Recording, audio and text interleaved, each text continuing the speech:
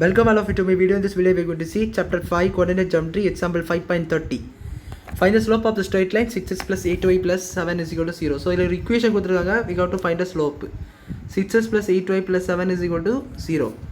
இப்போ பாருங்க, இதில் நம்மளுக்கு ஃபார்முலா என்ன கேட்டிங்கன்னா m is equal to minus coefficient of x by coefficient of y. So coefficient என்னன்னு கேட்டிங்கன்னா xyக்கு முன்னாடி இருக்க நம்பர். ஒரு equationல xyக்கு முன்னாடி ஏதாவது நம்பர் இருந்தால் அது உங்களுக்கு கோஎஃபிஷியன்ட்.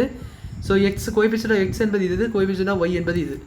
ஸோ அப்படி பார்த்தீங்கன்னா m is equal to coefficient of x வந்து மைனஸ் இருக்குது ஒரு 6 by coefficient of y 8. So இது செகண்ட் டேபிளில் கேன்சல் பண்ணிங்கன்னா m is equal to -3/4 அப்படின்னு சொல்லி உங்களுக்கு வந்து ஸ்லோப் கிடச்சிரும்.